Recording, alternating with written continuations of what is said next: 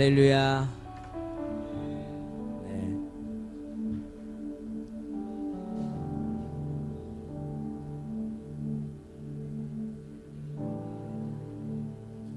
우리가 하는 게 다 예배가 될 수 있는 이유가 우리들 스스로가 이 자리에 하나님께서 함께 계시고 우리가 그 하나님 앞에서 하고 있다고 믿고 하고 있기 때문에 의미가 있는 거죠. 예배라는 본질을 생각해 볼 때 예배의 키는 사실 하나님께서 쥐고 계십니다. 왜냐하면 우리가 어떠한 자격으로 하나님을 만나고 싶어도 사실 하나님 입장에서 문을 열어두지 않고 하나님께서 여지를 두지 않으시면 우리가 만나고자 하여도 만날 수가 없죠. 그러한 의미에서 사실 예배의 키는 하나님께서 쥐고 계신 게 맞지만 하나님의 성품을 생각했을 때 그분은 우리가 간청하고 간구할 때마다 한 번도 숨기지 않고 당신의 얼굴을 드러내시는 분이죠. 자비와 은혜가 충만하신 분이죠. 그렇기 때문에 예배의 키는 다시 이제 우리에게로 넘어옵니다. 이제는 우리가 어떻게 하느냐에 따라서 달렸어요.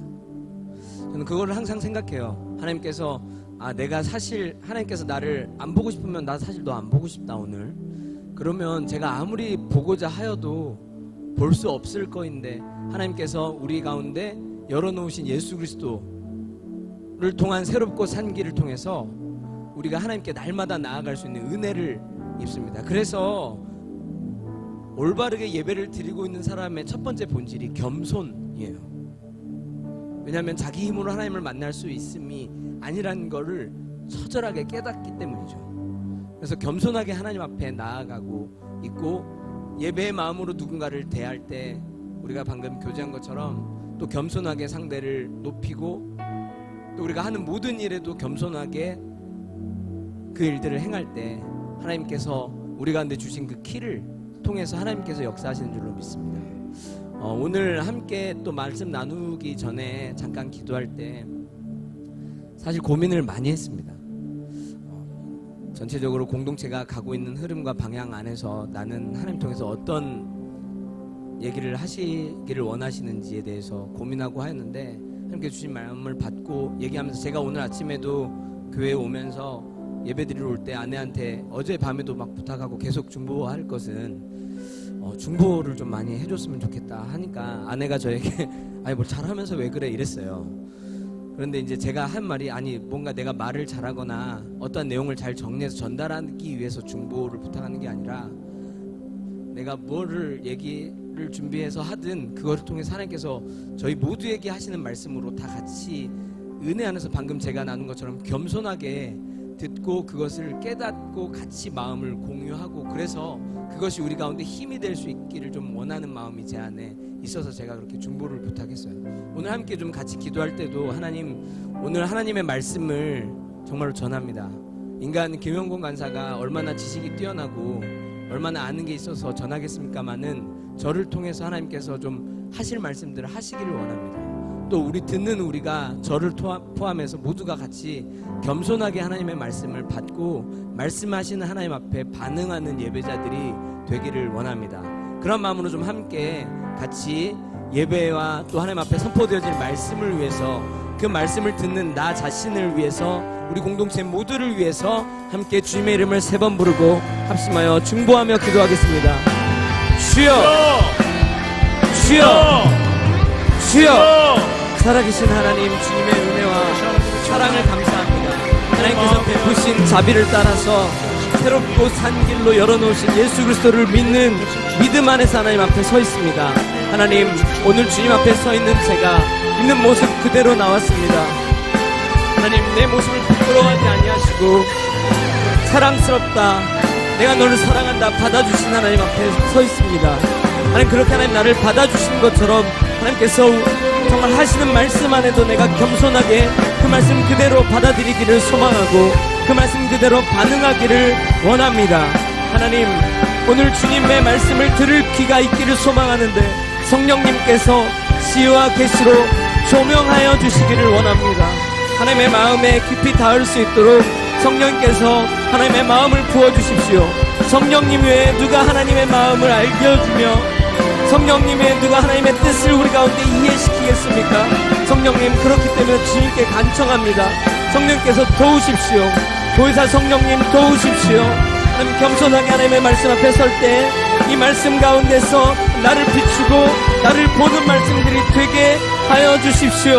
하나님, 오늘 모든 공동체가 그렇게 하나님 앞에 나아가기를 소망하는데, 그렇게 소망하기를 원하는 곳곳마다, 마음마다, 심령마다 성령의 불을 주소서. 예주님, 주님의 마음과 함께 깊이 도달하는 예배가 되기를 원합니다.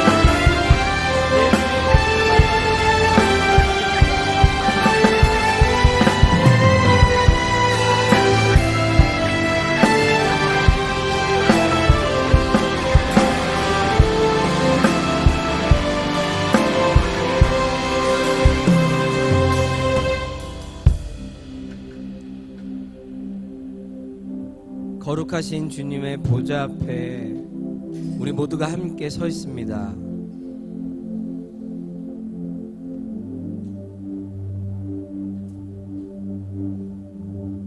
하나님,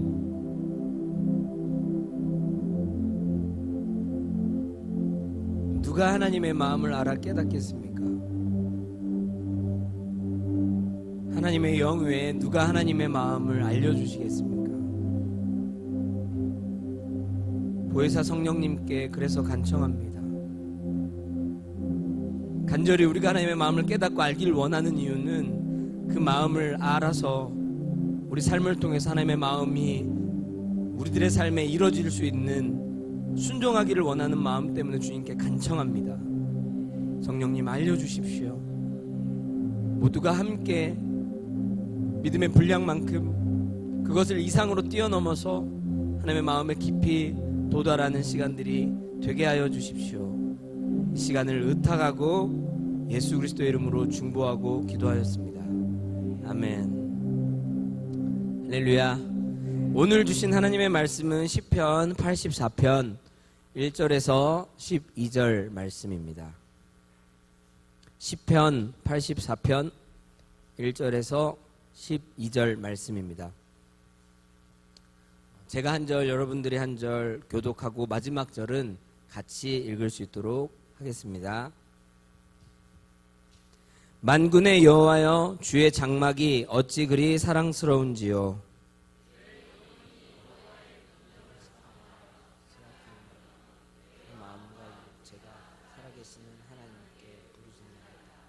나의 왕, 나의 하나님, 만군의 여호와여, 주의 제단에서 참새도 제 집을 얻고 제비도 새끼둘 보금자리를 얻었나이다.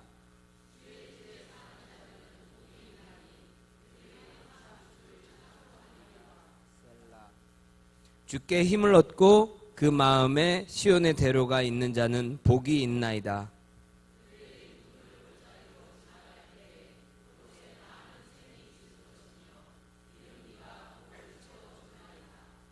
그들은 힘을 얻고 더 얻어 나아가 시온에서 하나님 앞에 각기 나타나리이다.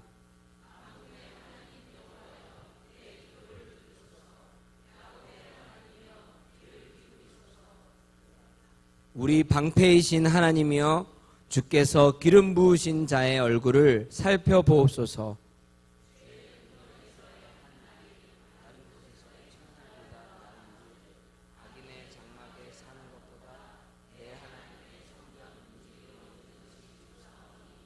여호와 하나님은 해요 방패이시라. 여호와께서 은혜와 영화를 주시며 정직하게 행하는 자에게 좋은 것을 아끼지 아니하실 것임이니이다. 만군의 여호와여, 주께 의지하는 자는 복이 있나이다. 아멘.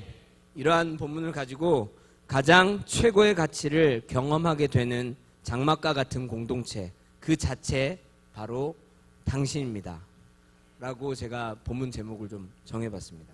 굳이 마지막에 그 자체를 붙인 이유가 그렇게 공동체 한 사람이 바로 우리 자신이라는 것을 여러분들에게 각인시키고 싶어서 그랬어요. 한 번 더 같이 제목 읽어볼까요? 시작. 가장 최고의 가치를 경험하게 되는 장막과 같은 공동체, 그 자체 바로 나입니다. 네. 본문으로 바로 들어가도록 하겠습니다. 오늘 시편은 고라 자손의 시입니다. 고라 자손의 시인데 고라 자손이 지었기 때문에 고라 자손의 시라기보다는 고라 자손에 의해서 불려지는 시여서 고라 자손의 시예요. 그래서 원작자를 대부분 다 다윗으로 보고 있어요. 다윗의 시 아니면 이제 다윗의 이 상황을 보고 있는 고라 자손이 그 마음을 담아서 쓴 시라고 보통 이해를 하는데, 다윗의 원작이라는 것을 생각해 봤을 때 이 시를 대체 언제 썼을까를 좀 생각을 해보면, 저희들이 많이 들었던 이야기인데 사무엘하 6장에서 보면 법궤가 예루살렘 성으로 입성을 하게 됩니다. 지금 벌써 우리 다음 세대랑 눈이 초롱초롱하죠. 한번 들었던 이야기지, 내가 해줬지 너희들에게. 네, 너네한테 이따가 물어볼 거야. 네, 갑자기 눈을 또 내리깔고 그래. 네, 눈을 들어. 법궤가 예루살렘 성으로 사무엘하 6장에 보면 입성을 해요. 그리고 나서 쭉 사무엘 7장, 8장, 9장 쭉 넘어가다가 사무엘하 15장이 되면 무슨 사건이 일어나냐면, 다윗의 아들 누구라고 얘들아? 네, 까먹었지? 네, 솔로몬이, 그래서 제가 솔로몬 맞는데 오늘은 압살롬이야, 네, 이렇게 얘기해 줬거든요. 자, 다윗의 아들 압살롬이 쿠데타를 일으켜요. 반란을 일으킵니다. 그래서 반란을 일으키기 위해서 이게 왜 반란이 일어났냐면, 얘기하자면 이게 길어지긴 하는데, 자기 동생이 있었는데 자기의 형이 이제 배다른 형이죠. 배다른 형이 자기 동생을 범했어요. 그래서 이거를 2년 동안 복수를 하려고 기다리다가 드디어 복수에 성공해서 자기 형을 죽입니다. 그래서 다윗이 너무 자기 아들이 죽었기 때문에 슬퍼하고 이것 때문에 괴로워해서 압살롬이 2년간 도피를 했다가 다윗이 용서를 해주는 것으로 해서 돌아왔지만 다윗이 절대 압살롬의 얼굴을 보지 않아요. 2년 동안. 그러다가 한 계략으로 인해서 다시 다윗과 얼굴을 마주보고 난 다음에 압살롬 생각이 무슨 생각이 드냐면, 내가 이렇게 가면 안 되겠구나. 내 권력을 차지해야 되겠다 싶어서 예루살렘 성에 들어가는 입구에 서서 자기가 송사를 하러 오는 이스라엘 백성들이 지나가면 그들에게 대해서 거기까지 갈 필요 없다, 내가 봐줄게 해서 정말 친절하고 그렇게 다정다감하게 할 수 없게 정말 네 마음을 내가 다 안다 그런 마음으로 사람들의 마음을 샀어요. 그 일들을 밑작업을 쭉 하고 나서 다윗의 원래 참모였던 참모를 자기 편으로 만들고, 그리고 많은 다윗의 이 든든한 배후인 유다 지파를 자기 것으로 만들어서 헤브론에서 스스로 왕위에 오릅니다. 그리고 반란을 일으켜요. 그래서 다윗이 도망을 가게 돼요. 예루살렘 성으로부터. 그래서 여기서 도망을 가게 돼서 그런 상황에서 지은 시, 이해가 좀 되시나요? 오늘 시편의 상황이. 저는 시편 84편의 상황이 다윗의 인생에서 가장 비참한 상황이라고 생각을 합니다. 왜냐하면 다윗이 이 왕권 다툼과 왕위 다툼 때문에 죽임을 당할 뻔하거나 이 죽음에 몰릴 뻔한 자기 인생의 위기라고 생각될 만한 것을 경험하는 게 이번이 처음은 아니에요. 그 전에 자기의 장인어른 되었던 초대 왕이었던 사울 왕으로부터 죽임을 당하는 것 때문에 사울 왕이 다윗을 시기해서 다윗이 도망을 다녔어요. 다윗이 도망을 다니면서도 많은 시를 쓰고 하나님 앞에 예배하고 기도한 사람이었죠. 그리고 오늘의 상황에서는 자기의 아들과, 제가 예배팀들한테 잠깐 얘기해 드릴 때는 아들만 얘기했지만 아들을 포함하여 자기와 함께 왕국을 세웠던 자기의 측근들, 자기 배후 세력들도 다 자기를 배신하고 지금 살만한 곳이라고 생각되는 압살롬의 편에 붙어서 자기를 죽이려고 했거든요. 인생에 있어서 가장 비참한 사건이 아닐까. 내 아들이 나를 죽이려고 잡아 죽여서 내가 오늘 저 자리에 앉아서 왕 노릇을 해야지.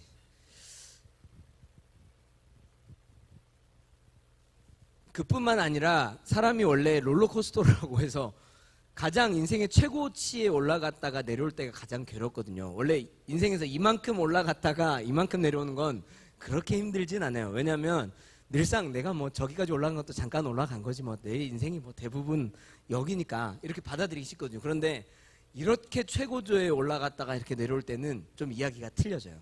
더군다나 다윗이 이런 상황을 맞이했을 때는 이제 전체 이스라엘의 통일 왕국의 왕으로서 왕의 직위를 했고 자기가 살고 있는 전 안에 하나님의 법궤를 모셔와서 매일매일 그분과 즐거운 교제를 했으며 천하가 다윗의 통치를 통해서 안정감을 누리고 스스로도 만족해하던 시기예요. 그래서 그 사이에 하나님 앞에 범죄한 것들도 많아요. 꽤. 그래서 어쨌든 평탄한 시기고 되게 마음으로 그런 거 있잖아요. 요즘에 내 삶에 모든 일이 다 잘 풀려. 하는 일도 다 잘 돼. 그러나 아니나 다를까 그러다가 다윗의 인생에 또 굴곡이 생긴 거거든요. 그런데 동일하게 이 왕권이라는 목적 때문에 쫓김을 당하는 전의 케이스와 후의 케이스, 그리고 사울 왕에게 쫓길 때만 해도 헤브론에서 왕으로 오르긴 했는데 실제로 전체 왕으로서는 아니라 단순히 왕으로 기름 부으심 받은 것 때문에 사람들이 다윗을 좋아한다는 이유 때문에 쫓겨다닌 것에 비하면 지금이 훨씬 더 겪는 비참함이 더 클 거란 말이죠. 그렇죠? 이게 좀 공감이 되세요? 같은 되게 매우 비슷한 케이스인데 이 상황이 지금 상황이 더 괴로울 뿐더러 인생에서 아마 가장 괴로운 시간이지 않았을까 해요. 가장 인생에서 혹시 지금 인생을 살면서 가장 힘든 시간을 보내고 계신 사람들이 있다면 오늘 시편 84편을 좀 주목하실 필요가 있다고 생각합니다. 그래서 가장 인생의 힘든 시간을 보내고 있는 이 상황 안에서 다윗이 시를 쓴 게 오늘 84편인데 동일하고 비슷한 상황을 겪으면서 다윗은 많은 시를 썼거든요. 그런데 그 많은 시들을 보면 대부분 이런 내용이에요. 다 그런 건 아니지만 많은 내용이 자기 상황에 대한 탄원이에요. 하나님, 사람들이 하는 말이 네 하나님이 어디 있냐 대체. 어떻게 하나님이 살아계시면 너한테 그렇게 할 수 있니? 하나님, 제가 밤낮으로 눈물을 흘리니 주님 어떻게 합니까? 그러면서 또 혼자서 마음을 다잡아요. 내 영혼아, 네가 어찌하여 낭망하냐? 너는 너의 하나님의 얼굴을 바라라. 막 이러면서 그 자기 상황에 대해서 힘들어했다 그것을 하나님으로부터 이겨냈다가 하나님께서 이 상황을 해결해 주시길 바랬다가 계속 이런 내용들의 시가 꽤나 많아요. 물론 다윗이 쓴 시가 그런 것만 있는 건 아니지만 그런 상황들이 많은데, 그러면 같은 논리로 봤을 때 지금 상황은 더 비참하고 인생에서 가장 힘든 시간이니까 어떻게 해야 될까요? 이제는 뭐 땅바닥에 주저앉아가지고 하나님 나 죽게 생겼어요 이래야 되지 정상이죠. 그런데 다윗의 고백이 그런 고백이 더 이상 아닌 거예요. 다윗의 오늘 시편을 보면은 1절에서 2절, 3절, 4절에 이르기까지 여호와여 주의 장막이 어찌 그리 아름다운 주여, 여호와여 주의 궁정에서 이러면서 그곳에서 하나님께 예배드렸던 것을 다윗이 갈망하고 있거든요.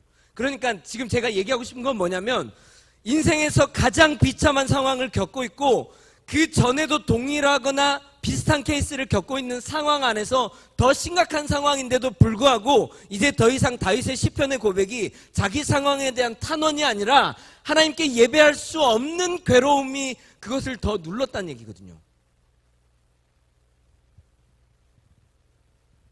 무엇이 다윗의 고백을 이렇게 바꾸었을까요? 그게 바로 오늘 84편의 주제인 장막이에요. 즉 다윗의 고백에, 물론 이전의 다윗의 고백도 너무나도 깊은 예배자의 고백이지만 이전과 다른 다윗의 고백은 뭐냐면 장막을 경험하고 나서부터, 장막에서의 예배를 경험하고 나서부터 다윗의 고백은 완벽하게 깊어지고 더 달라졌어요. 이미 그전에도 깊었지만 어떻게 달라졌냐면 이제 더 이상 어떤 괴로움보다 더 괴로운 것은 하나님께 날마다 예배하지 못하는, 그 장막에서 예배하지 못하는 괴로움, 하나님을 만날 수 없는 괴로움. 저는 이 괴로움을 예수님에 비유한다고 생각해요. 예수님께서 십자가를 지실 때의 그 괴로움과 동일해요. 첫 번째는 죄에 대한 결과에 대한 괴로움이고, 두 번째는 뭐냐면 죽어 계시는 3일 동안 태초부터 지금까지 하나 되었던 하나님과의 끊어짐, 하나님을 만나지 못하는 것에 대한 괴로움. 그 괴로움 때문에 예수님은 겟세마네 동산에서 땀이 핏방울이 될 때까지 하나님, 가능하면 이 잔이 제게서 지나갔으면 좋겠습니다. 오직하면 순종의 왕이신 예수님이 순종하고 싶지 않다고 하나님 앞에 얘기하신 거거든요. 그 괴로움이 얼마나 크기에. 근데 그러한 마음의 다윗이라고 저는 생각을 해요. 하나님께 예배하지 못하는 그 괴로움이, 그 장막에서 예배하지 못하는 괴로움이 자기 인생의 가장 비참한 상황보다 더 괴로운 거예요.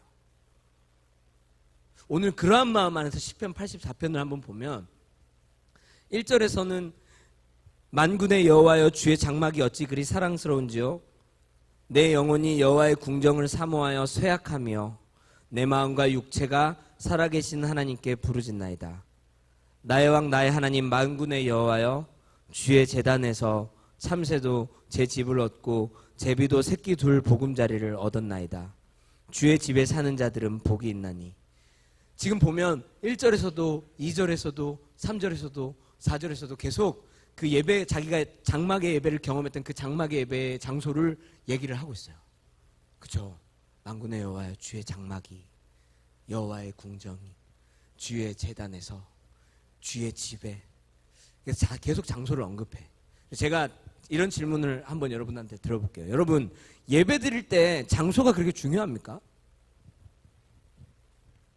어때요? 네, 이제 뭔가 배우고 들은 건 있어서 이걸 뭐라고 대답해야지 잘 대답하는 걸까 고민을 다들 해요. 제가 이런 질문하면 한번 스스로한테 대답을 한번 해보세요. 예배 드릴 때 장소가 중요합니까? 네. 이런 말 저희들 많이 듣죠? 저희 공동체 특히 많이 들을 것 같아요. 야, 꼭 가서 거기 가서 예배를 드려야 되냐? 집에서 예배 드려. 야, 니네 방송도 한다며. 방송을 틀어. 꼭 거기 가서 예배 드려야 돼? 어때요? 어떻게 생각하세요, 여러분? 네, 그래도 와야 됩니다. 네, 감사합니다. 네, 사실 예배 드릴 때 장소가 중요한 게 아닌 건 맞아요. 본질적으로 그렇습니다. 왜냐하면 예수님께서 정확하게 사마리아의 여인과 대화할 때 사마리아 여인이 질문을 해요. 장소에 대해서. 하나님, 우리 사마리아인들은 이 산에서 예배해야 된다고 할 때가 예배해야 된다고 하고, 당신네 유대인들은 이 산에서 예배해야 된다고 하는데 대체 어느 산이 맞습니까? 그러니까 하나님께서, 얘야, 이 산도 아니고 저 산도 아니라 너희가 성령과 진리 안에서 예배할 때가 올 거야. 이렇게 얘기하셔요. 그러니까 예배할 때 장소가 중요하지 않는 게 맞아요. 그렇죠? 네, 아닌가요? 제가 이렇게 하면 뒤에 뭐라고 얘기할까 봐. 아니, 예배할 때 장소가 중요하지 않는 게 맞죠? 네, 맞아요. 이거 맞는 거예요. 그렇기 때문에 우리가 삶의 예배에 어느 자리에 있든지 예배하려고 하는 게 맞단 말이에요. 그리고 오늘 시편을 쓴 다윗은 더더욱 장소를 타지 않는 예배자예요. 다윗은 어렸을 때부터 아버지의 양들을 치면서 산에서 들에서 논은 없었어요.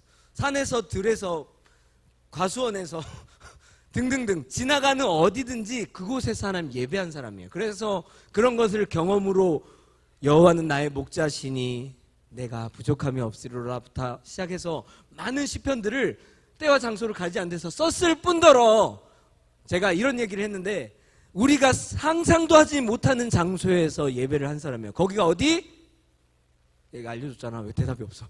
거기가 어디? 전쟁터. 실제 전쟁터. 골리앗을 필두로 해서 블레셋 군대하고 이스라엘 군대가 전쟁을 하고 있는 그 전쟁터 상황에서도 보니까 한 달 사이에 다 까먹었구나 너희. 네. 너네가 제일 마지막에 했는데 그 전쟁터 상황에서도 다윗은 하나님의 임재를 경험하는 사람이에요. 왜냐하면 우리가 그 골리앗과 대치 상황에 보면 다윗의 귀한 고백을 우리가 알 수 있잖아요. 너가 칼과 단창으로 나오지만 나는 네가 모욕하는 만군의 여호와의 이름은 너 앞에 나아간다 라고 얘기하잖아요. 이게 그 성경에서 되게 다윗은 위대한 인물이니까 비약시켜서 되게 멋지게 써놓고 다른 그 이스라엘 군대와 이스라엘 사람들은 하나님 잘 모르니까 그 요즘 애들 말로 쫄보라고 하더라고. 쫄보. 되게 이게 쫄아가지고 겁을 먹어서 되게 겁쟁이인 것처럼 비약시켜서 기재한 게 아니에요. 그 상황이 정말로 그 골리앗과 블레셋 군대의 위압감이 그들을 누를 만한 상황이야. 진짜로 상황이. 그런데 마치 그런 거예요. 그 무슬림 선교사로 나간 선교사님들의 어떤 귀한 고백들이나 간증들을 들어보시면 꼭꼭 무슬림이 아니어도 또 자기 신앙 고백을 통해서 죽음 앞에 직면해야 되는 많은 신앙인들의 선배들의 그 간증을 들어보면 이런 경우가 있어요. 죽음을 앞에 두고 예수를 그리스도로 부인하면 살려주고 시인하면 죽는 상황에서 정말로 죽는 상황이거든요. 정말 그게 죽음의 공포가 자기 코앞까지 내려와져 있는 상황에서 그 상황에서 하나님이 자기하고 함께하고 계시다는 것을 경험한대요. 진짜로. 그러면 죽음이 앞에 있는데 편안한 거예요. 마음이. 더 이상 두려울 게 없는. 그래서 자기 스스로 신앙 고백을 하는 것처럼 다윗이 골리앗 앞에서 고백한 고백은 그냥 고백한 게 아니야. 그런 상황인 거거든요. 즉 제가 하고 싶은 말은 다윗은 그런 상황에서도 예배를 드린 사람이라고요. 그러니까 제가 내리고 싶은 논제는 뭐냐면 다윗만큼 장소가 별로 중요하지 않는 예배자가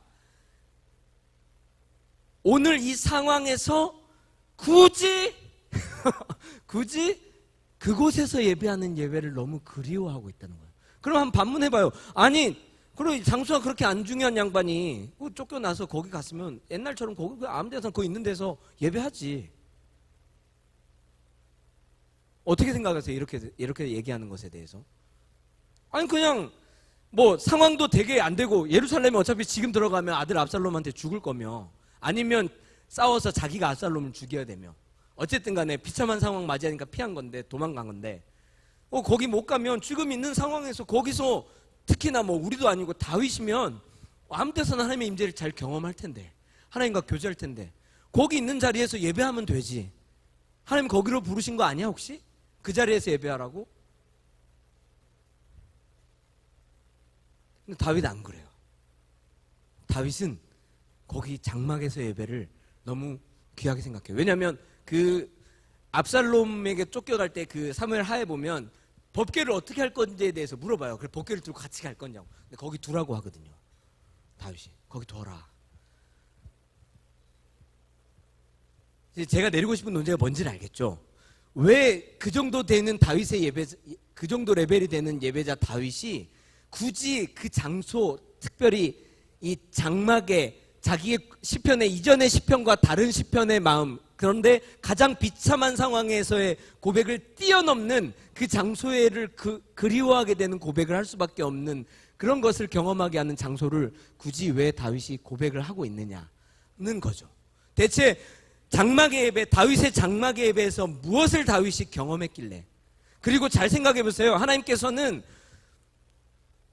사도행전을 통해서 내가 다시 돌아와서 무너진 다윗의 장막을 회복시키겠다고 했어요. 즉 다윗의 예배는 장막 이전에도 깊은 예배였고 장막 후에도 깊은 예배였는데 하나님께서 세우고 싶어 하신 것은 다윗의 장막 이전의 고백들도 귀했지만 하나님께서는 받으셨지만 하나님께서 이 세대 가운데 세우시고 싶어 하는 것이 무엇이냐면 장막 안에서의 예배, 그것을 하나님께서 세우시고 싶어 하신다고요.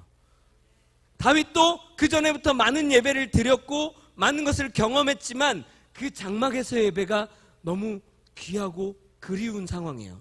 자기 비참한 상황보다 더 뛰어나게. 무엇을 경험했길래? 모세의 휘장이나 모세의 장막을 보다 다윗의 장막이 귀한 건 뭐냐면 다윗의 장막에는 뭐가 없냐면 휘장이 없어요. 마치 예수님께서 죽으심으로써 휘장을 찢어버리신 것처럼 원래 하나님께서 모세를 통해서 세우신 율법대로라면 그 휘장이 없으면 그 안에 장막 안에 들어간 사람들이 다 죽어야지 마땅하거든요. 그런데 아무것도 법궤를 향해서 하나님의 임재가 있는 곳을 향해서 가림막이 없게 해놓은 게 다윗의 장막이에요.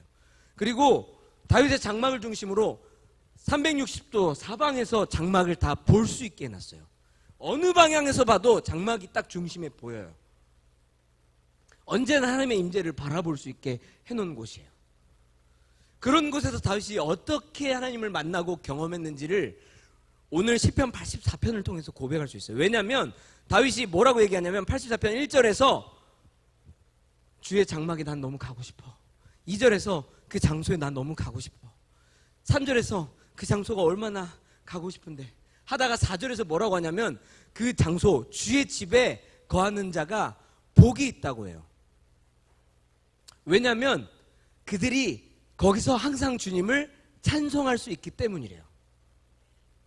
즉 이걸 좀 편하게 얘기해 보면 너희 장막에 있는 사람들아 너네 거기 있는 게 복인 줄 알아라.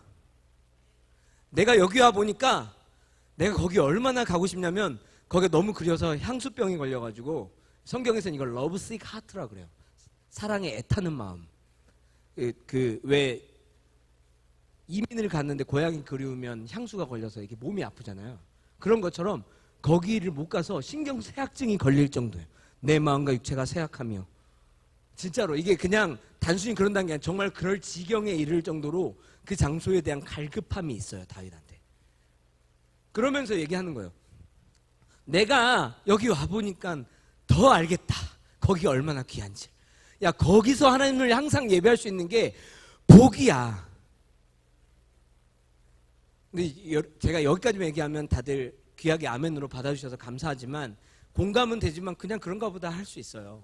근데 5절에 보면 왜 그러냐면 이어서 5절에 주께 힘을 얻고 그 마음에 시온의 대로가 있는 자는 복이 있나이다 라고 얘기를 해요. 즉 거기 장막에서 내가 항상 다윗의 입장에서 이런 거예요. 장막에서 내가 예배를 하다 보니까 항상 예배하면서 뭐를 깨달았냐면 예배를 하면서 주님께 힘을 얻게 되고 그렇게 힘을 얻게 되고 나니까 내 마음에 항상 시온의 대로를 그리게 됐어. 그래서 거기서 예배하고 항상 있는 게 복이야 라고 얘기를 한 거거든요. 근데 이게 무슨 얘기냐면 이런 거예요. 자, 예배 드릴 때 주님으로부터 힘을 얻으시나요? 네, 저도 힘을 얻어요. 근데 항상 그러신가요? 거짓말 하지 마세요. 제가 봤어요. 다 앞에서 다 봤어요. 힘을 얻는 사람의 표정이 아니었어. 그건 네, 어쩐지 모르겠지만 저도 그래요. 사실 예전에 많이 그랬어요. 특별히 하나님께서 귀하게 부르셔서 예배팀으로 섬기는데도 불구하고 먼저 예배하는 사람으로 서 있어도 가끔은 힘을 얻지만 가끔은 또 힘들 때가 있었어요. 그리고 그것뿐인가요? 예배 드릴 때 힘을 얻지만 사실 예배 드리지 않을 때도 다른 방식으로도 힘을 좀 제가 얻는 것 같아요. 보니까 일을 제가 작품을 하고 나서 프로젝트를 끝나고 나면 입금이 돼요. 예를 들어 아침 계좌에 1,000만 원이 들어왔네. 야, 들어왔네. 그래서 그런 기쁨에 길을 걷다가 사람과 부딪혔는데 기분이 안 나빠요. 괜찮아. 오늘은 다 용납할 수 있어. 뭐 그 정도는 나한테 욕을 해도 괜찮아. 나에겐 1,000만 원 있으니까. 뭐 그것뿐만 자기의 힘을 얻나요? 사고 싶은 물건 인터넷으로 주문했는데 오늘 아침에 카톡이 왔어. 띵동. 오늘 오전 10시에서 12시 사이에 주문하신 상품이 배송될 예정입니다. 야, 오늘은 이거 좀 괜찮네 기분이. 아니면 오늘이 급여 날이야.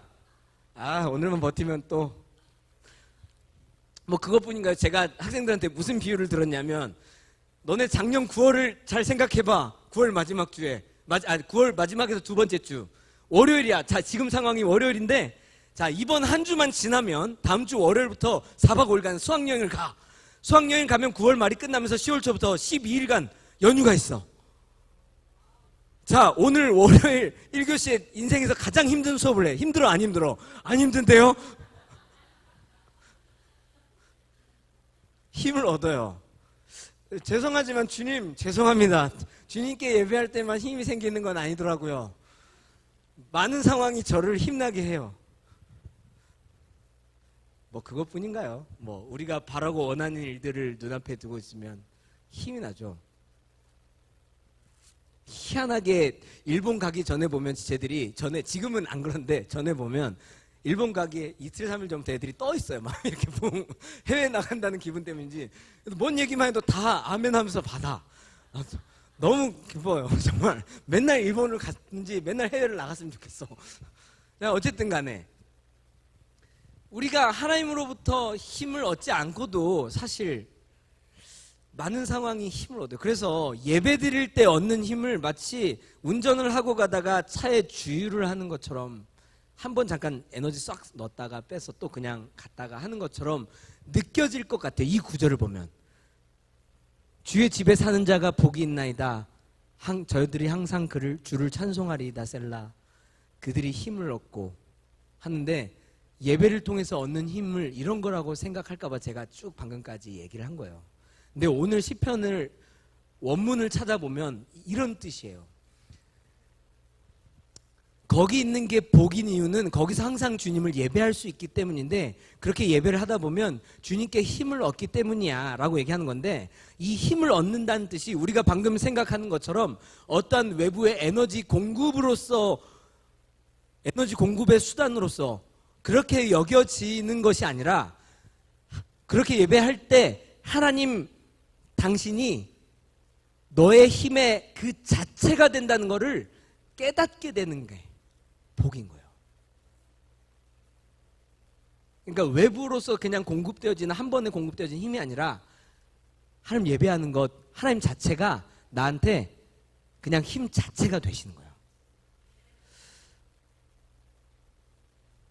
이거를 좀 더 깨닫는다는 의미를 생각해 보면 아 그래서 그런 거구나 라고가 의미가 아니라 좀 더 제가 깨닫는다는 의미를 명확하게 알려드릴게요. 어떤 거냐면 이런 거예요. 자, 아침에 라면을 먹어요.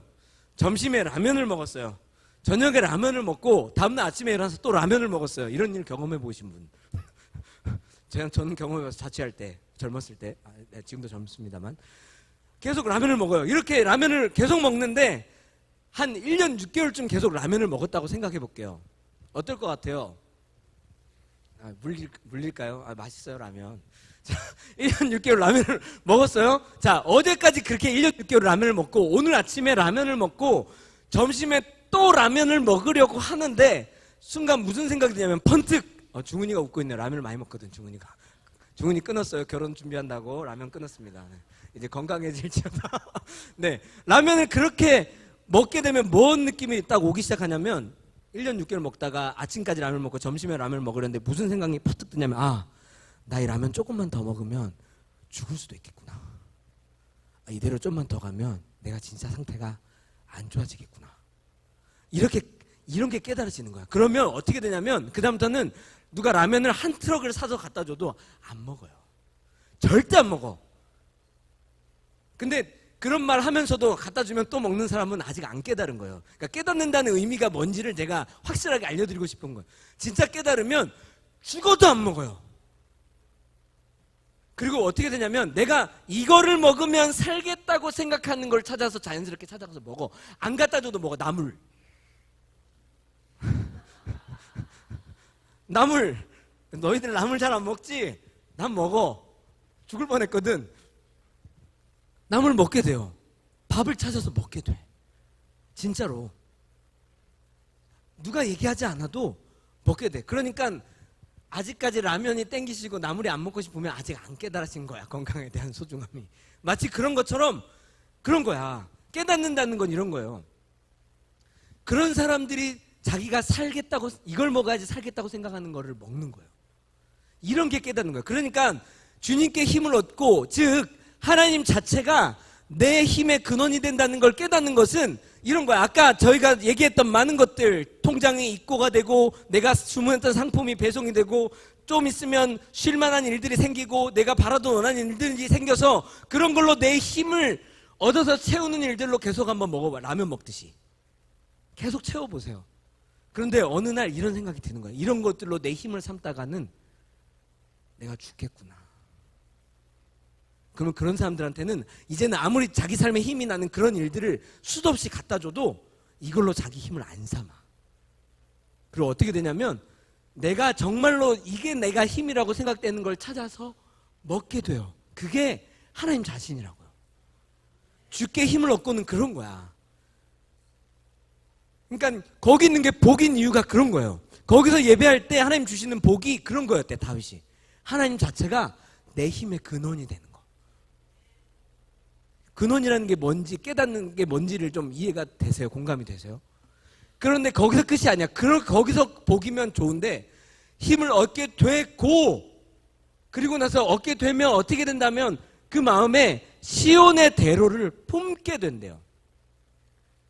시온의 대로는 뭐냐면 왕이 들어오시는 길이에요. 왕이 들어오는 길.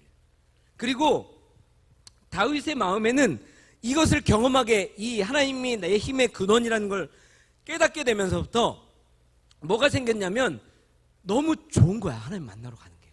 그래서 이게 만약에 여기가 시온의 대로라고 쳐볼게요. 그러면 이 시온의 대로를 지나가면 이 대로 끝에는 그분의 장막으로 들어갈 수 있게 되거든요. 그래서 이게 너무 좋으니까 여기가 벌써 그려지는 거예요. 눈만 감아도 여러분 형제님들 당구 쳐보신 분들 아시죠? 당구에 항상 중목되면 눈을 감아도 눈에 당구 다이가 보이고, 학교에서 맨 뒷자리에 앉아보십시오. 사람들 뒤통수가 다 당구 다마로 보여요. 농담인지 아닌지 한번 물어보세요. 진짜 경험해본 사람들한테. 그래요, 안 그래요? 수길 집사님 그래요, 안 그래요? 네, 감사합니다. 네, 수길 집사님 절대 그런 분이 아니세요. 제가 무슨 일을 경험했냐면 20살 초반에 한참 테트리스 중독에 빠져가지고, 제가 언제 이런 얘기 한 적 있는데, 한참 테트리스를 진짜 하루에 12시간 이상씩 테트리스를 해보세요. 일주일 이상. 눈을 딱 감잖아요. 블럭이 떨어집니다. 띠띠띠리리 띠띠띠띠띠 하면서 블럭이 떨어져요. 진짜로 떨어져. 제가 그래서 끊었어요. 깨달았어. 아, 중독이구나. 끊어야 되겠다. 그만해야 되겠다. 마치 이런 거예요. 그래서 너무 좋으니까 그분이 힘 자체가 근원이 된 게 깨달아진 다음부터는 그분만으로 만족하게 돼요. 너무 좋으니까 눈만 감아도 시온의 대로가 보여. 그래서 복이래. 시온의 대로 설 때마다 다윗 얼마나 설레었겠어요. 예를 들면 왕이었으니까 뭐 지금 대통령들처럼 외국 주변 나라에 잠깐 출장을 갔어요. 일주일 동안. 일주일 동안 있는 동안도 다윗 장막이 너무 그리워. 그립다가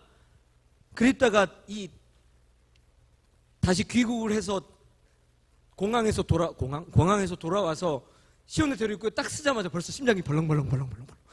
빨리 뛰어가갖고 주님 저 왔어요. 이렇게 된다니까. 이런 마음. 시온의 대로는 기대감이야. 그렇죠? 그런 마음을 품게 된대요. 그래서 복이래요. 그런데 오늘 이 5절을 복음으로 다시 얘기를 해보자면, 야, 너네가 거기 있는 게 왜 복이냐면, 거기 있으면 항상 주님을 예배할 수 있는데, 예배할 때 성령께서 뭘 깨닫게 해주시냐면 예수 그리스도가 네 생명 근원 자체인 것을 깨닫게 해주셔. 다시 한번 아까 라면 먹는 걸 생각해 보세요. 그간에 내가 내 생명을 얼마나 먹어댔는지. 내 생명이 맛있다고 살만하다고 해서 아침에도 먹고, 내 생명을 점심에도 먹고, 내 생명을 저녁에도 먹고, 60년을 30년을 20년을 자기가 산 인생에서 얼마만큼의 기간을 먹었는지 몰라. 자기 생명을 소비해가면서. 그런데 어느 날 깨닫게 되는 거예요. 아, 더 이상 내 생명으로 먹고 살다가는 죽겠구나. 그렇게 깨달아진 사람들이 예수 그리스도의 생명을 선택하는 거거든요. 왜냐하면 더 이상 내 삶에 아무리 좋은 일들로 나한테 갖다 줘도, 한 트럭을 갖다 줘도 그거 안 먹고 싶거든요. 근데 여전히 그렇게 고백을 하고 있지만, 좋은 일이 올 때, 좋은 일은 기뻐해야 되는 게 맞지만 그걸로 자기 힘을 삼고 자기 생명을 삼는 게 자기 스스로 느껴지면 아직 안 깨달은 거예요. 여러분 죄송하지만 진짜 자기한테 소망이 없다고 생각해요. 이렇게 먹고 살면 내가 100% 죽는다는 걸 깨달은 사람은 절대 안 먹어요. 그리고 내가 반드시 이거를 먹으면 살겠다고 생각하는 거, 예수님의 생명. 진짜 깨닫는 건 그런 은혜가 있어요. 근데 그렇게 깨달은 사람들이 마음에 뭘 품게 되냐면, 예수님이 내 생명의 본체, 내 생명 자체가 되신다는 걸 경험하게 되면 그 마음에 시온의 대로를 품게 된대요. 시온의 대로는 왕이 들어가는 길이거든요. 왕이 오시는 길이거든요. 즉 예수님이 생명이 된 사람들은 예수님이 오실 길을 자기 마음에 품게 되는 거예요. 왜냐하면 이분이 내 생명이 되면 이분이 너무 그립거든. 정말 빨리 만나고 싶거든요. 그분이 빨리 오셔야 되겠거든. 그래서 그분이 오시는 길을 마음에 품어요. 눈만 감아도 예수님 오실 것이 마라나타, 아멘 주 예수여 속히 오십시오. 눈만 감으면 마라나타, 눈만 감으면 마라나타가 되시는 분 근데 그런 거를 장막의 예배를 통해서 다윗이 경험했대요. 그런데 거기서 5절에서 끝이 아니야. 6절로 이어가면 뭐라고 하냐면 어디 갔니? 6절에서 그들이 눈물골짜기로 지나갈 때 그곳에 많은 샘이 있을 것이며 이른 비가 복을 채워주나이다. 그들이 누구냐면 방금 앞에 5절에서 그런 사람들이요. 이 여호와 하나님이 자기 힘의 근원이 된다는 것을 깨달은 사람들, 그 마음에 시온의 대로를 품게 된 사람들이 눈물 골짜기로 지나간대요. 왜냐하면 이 장막과 성전을 향해서 언제나 순례자들이 올라왔어요. 왜냐하면 그곳을 너무 사모해서 시온의 대로가 마음에 품어져 있기 때문에 이렇게 대로를 지나가는데 거기를 눈물 골짜기라고 하고, 이걸 히브리어로 바카라고 해요. 눈물을 바카. 바카란 뜻이 이 골짜기를 꾸밀 때 눈물이란 뜻이지만 명사 그대로 보면 가시 이런 뜻이에요. 가시, 가시길, 가시꽃, 가시밭 이런 뜻에 쓰여지는 단어. 즉 그러니까 눈물 골짜기라는 말도 우리에게 확 와닿긴 하지만 조금 더 명확하게 얘기해보자면 가시 골짜기거든요. 밟으면 어떨까요? 피나요. 피나고 아파요. 그냥 단순하게 아파요 정도가 아니라 매우 심한 출혈이 있는 그런 거라고요. 이 왕의 대로를 통과해서 눈물골짜기 지나가는 이 순례자들이 성전을 향해서 장막을 향해서 올라갈 때 그들이 지나갔던 길이 광야길일 뿐만이 아니라 박하였다고요. 밟으면 피가 나. 그런데 그들이 밟으면 피나고 괴로운데 누가 이걸 가고 싶겠어요? 이거 절대 쉬운 거 아니거든요. 그런데 가요. 왜냐하면 기대감이 있어요. 그 마음에 대로가 있어요. 그래서 이들이 지나갈 때 뭘 했냐면 힘드니까 지나가다가 광야길에 힘드니까 우물을 팠어요. 우물을 판 이유는 자기들도 가다가 거기서 우물 파서 우물을 파면 그 안에 물이 솟아나오니까 샘물을 맞고 쉴 수 있기도 하고, 그것뿐만이 아니라 자기들 말고 오늘이 아니어도 내일 또 순례자들이 여기로 지나갈 거야. 또 다음 날도 계속 순례자들은 지나갈 텐데 그들이 여기서 좀 쉬었다 갔으면 좋겠다. 그래서 그런 마음으로 우물을 팠어요. 다음 날 순례자들이 또 올라갑니다. 올라가는데 가다가 보니까 웬걸 여기에 우물 있네, 샘물 있네. 근데 아는 거예요, 이 순례자가. 아, 이 샘물이 여기 있을 게 아닌데 앞서간 순례자가 나를 위해 팠구나. 그래서 기쁘게 감사함으로 그것을 누리고 자기도 가다가 샘물이 필요하다고 생각되는 영역이 있으면 파요. 또 다음 날, 또 다음번에 순례자들이 계속 지나가면서 이런 일들을 경험하면서 그 다음에 올 순례자를 위해서 계속 샘물을 파는 거야. 그러다 보니까 저들이 눈물 골짜기로 지나갈 때 그곳에 많은 샘들이 생기게 되는 거예요. 이걸 또 복음으로 얘기해 보자면 예수 그리스도가 자기 생명의 근원이 된 것을 깨닫고 경험된 사람들은 그분의 오실 길을 마음에 품게 되는데 거기서 안 끝나요. 밟아도 피가 나서 너무 괴로운 길일지라도 기대감으로 그 길을 걸어요. 예수님이 오실 길을 준비하면서 산다고요. 그런데 그렇게만 살 뿐만 아니라 나만 그렇게 가는 게 아니라 뒤따라와서 그렇게 살아갈 많은 사람들을 위해서 중보의 샘물들을 파는 거예요. 다음 세대 여러분, 젊은 사역자 여러분들, 여러분들이 힘있게 하나님 앞에 예배할 수 있는 이유는 제가 그런 것처럼 우리 스스로가 잘해서 그런 게 아니에요. 우리 앞에 믿음의 선배들이 계속 중보의 샘물을 파놨기 때문이에요. 여러분들도 마찬가지예요. 우리 앞에 믿음의 선배들이 중보의 샘물을 계속 파놨기 때문이에요. 우리는 스스로 된 게 아무것도 없어요. 다 하나의 은혜로 된 거거든요. 그래서 우리도 중보의 샘물을 파야 돼요. 계속 그분의 오실 길을 준비하는 세대가 일어날 수 있도록. 그것뿐인가요? 그렇게 하다 보니까 이른비의 은혜를 잊게 되는 거예요. 이른비가 은혜를 입게. 이른비가 뭐죠? 성경에 이른비와 늦은비의 은혜에 대해서 얘기를 하고 있는데 이스라엘의 건기와 우기를 보면 대략 4월, 5월에서 한 10월, 11월까지 이 사이가 이스라엘의 건기예요. 무척 건조하고 더워요. 엄청 더워요. 그리고 10월, 11월에서 그 다음 봄이 오는 4월, 5월까지가 우기에서 비가 와요. 겨울에. 그리고 이 시기에 이스라엘이 대부분 이 농사를 짓거든요. 10월에서 11월 사이에 오는 비가 이른비, 그리고 4월, 5월 마지막에 이 농사 시즌의 마지막쯤에 오는 비가 늦은비예요. 그리고 그 사이에 오는 비들을 그냥 겨울비 또는 장맛비라고 해요.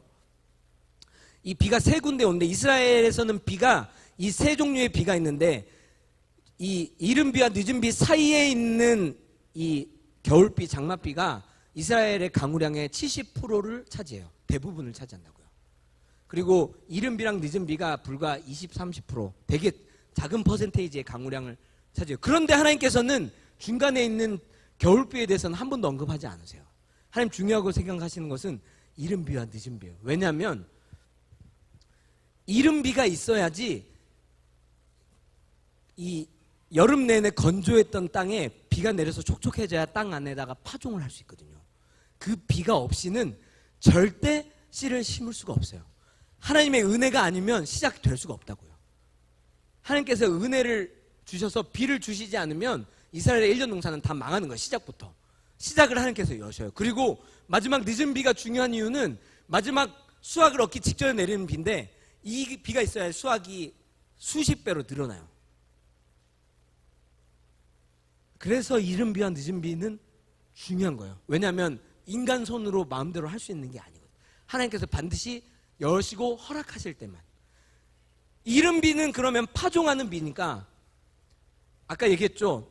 이 중보의 샘물들을 파는 이유가 파종에 비가 있어야 돼요.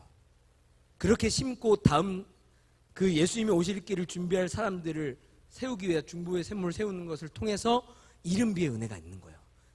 심어지는, 예수님이 오실 길을 준비하는 세대로 심어지는 일들이 있단 말이에요.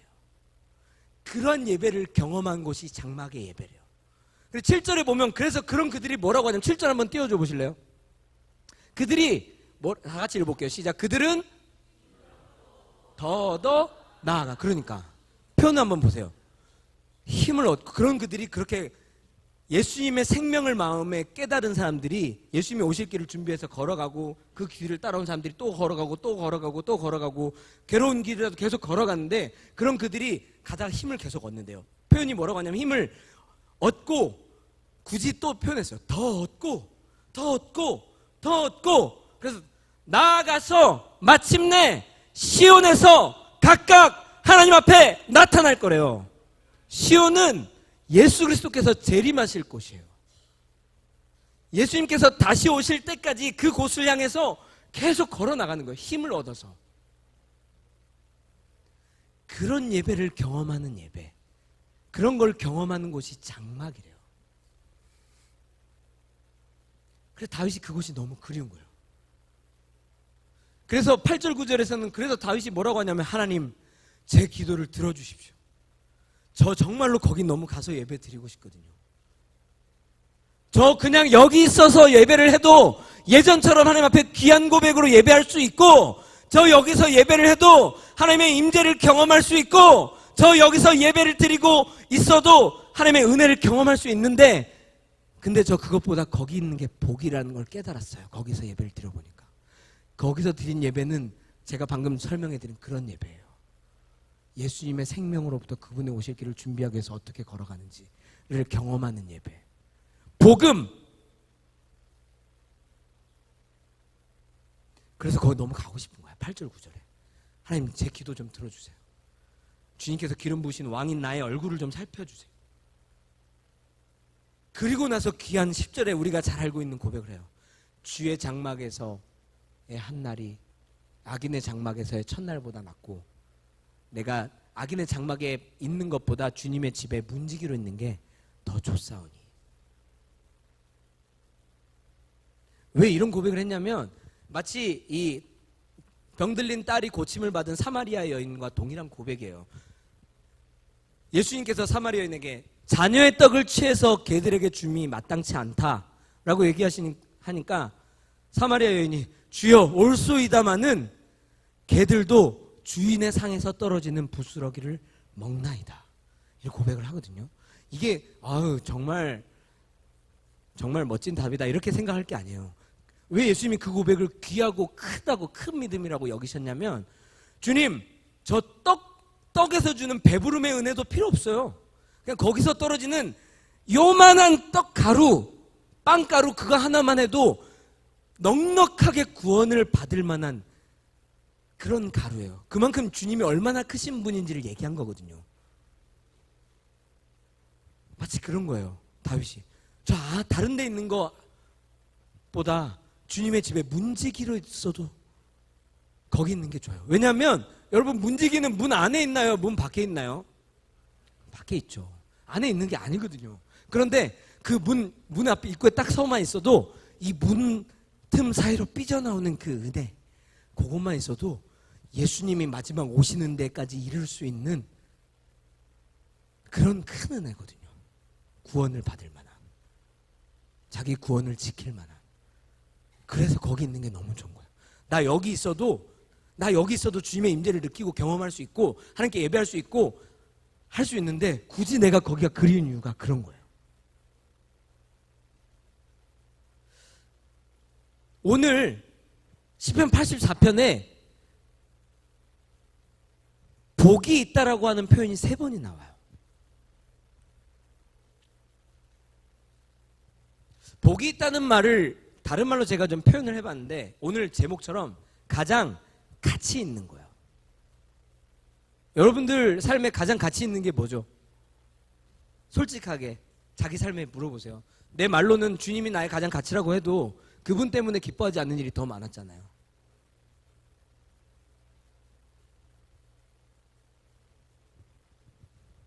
그렇죠? 오늘 복 있는 자가 3번인데 주의 집에 사는 자가 복이 있고, 그들이 힘을 얻고 그 마음에 시온의 대로가 있는 자가 복이 있대요. 즉 이걸 제가 다시 바꾼 표현으로 한번 얘기해 보자면, 그 장막에 거하는 게 가장 가치 있는 일이야. 그리고 하나님께 힘을 얻고 그 마음에 시온의 대로가 있는 자가 가장 가치 있는 자야. 그리고 마지막 12절에 보면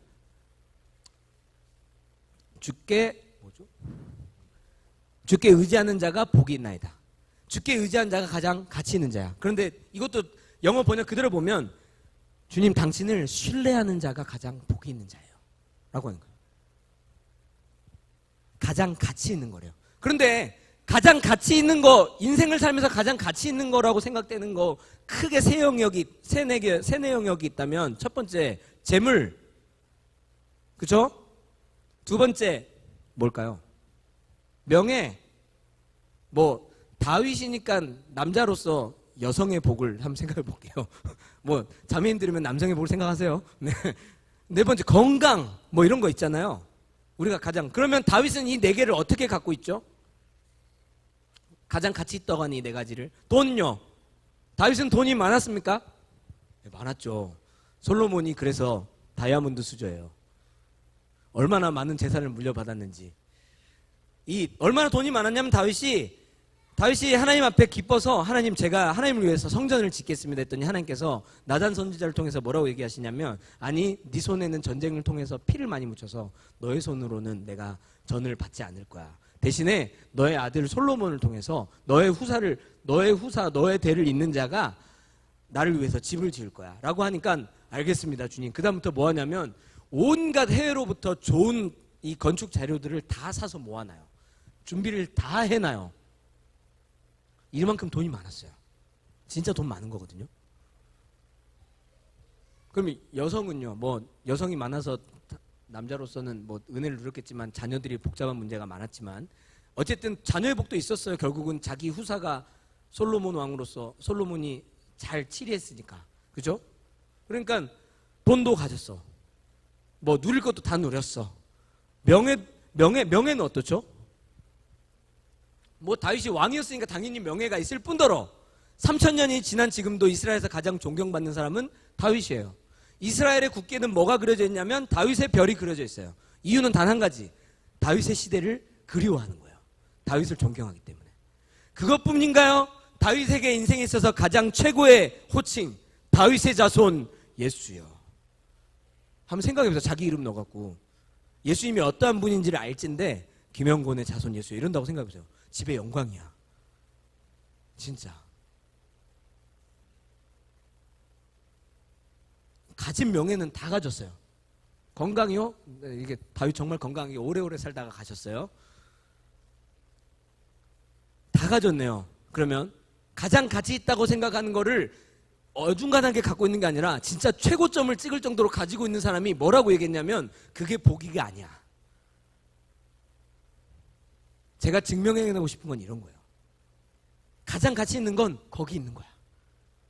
그 장막에 있는 거고, 그 장막 안에서 경험되어진 예수 그리스도의 생명, 예수님의 다시 오실 길을 경험해서 마음에 품게 돼서 그 길을 준비하고 그 길을 같이 갈 사람들을 일으키며, 그래서 마침내 그분이 오셨을 때 그분 곁에 앞에 설 수 있는, 그게 가장 가치야. 그게 가장 복이야. 라고 분명히 얘기하고 있어요. 그러면 오늘 우리 공동체는 어떻죠? 제가 오늘 제목을 뭐라고 했죠? 다시 한번 제목 한번 띄워주세요. 이 상황에서 한번 이제 이 마음 안에서 한번 봅시다. 시작.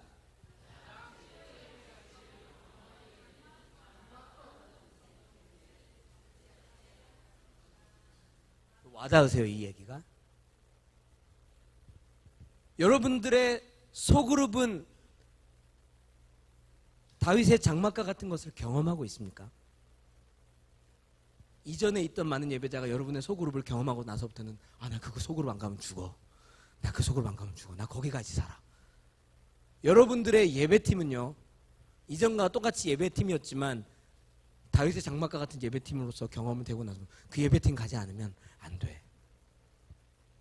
쉐카이나 기도의 집은요,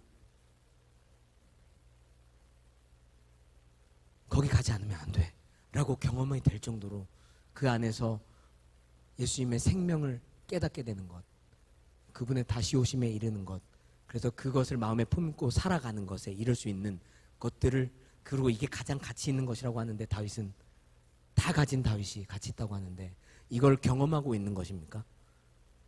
우리의 공동체는요, 우리들 스스로에게 별로 가치 있지 않는 건 아닙니까? 하나님 분명히 얘기하셨어요. 제가 아까 말씀드리기 전에 기도했죠. 하나님 정말 이걸 겸손하고 받기를 원한다고. 제가 왜 그랬냐면, 혹여나 제가 하는 말이 제가 가지고 있는 생각이나 반영되어 있는 어떠한 백그라운드가 반영이 돼서 여러분들에게 비춰나갈까 봐 두려웠어요. 진짜 하나님의 마음이 흘러가기를 제가 원했거든요. 근데 하나님 정말 얘기하고 계세요. 왜냐하면 우리가 지난 6개월간을 상반기를 감사로 지난주에 마무리하면서 새로운 것들을 생각하고 시작하고 있을 뿐더러 지난 20년간을 그렇게 보내고 21년째 그렇게 6개월을 보내고 있잖아요. 근데 제가 저희 공동체에서 13년을 있었어요. 13년을 있으면서 제 주변에 제가 가장 최고의 리더십으로서 있을 때도 있었고, 그 전에도 리더십들 옆에서 그들이 하는 것들을 많이 보면서 지내왔어요.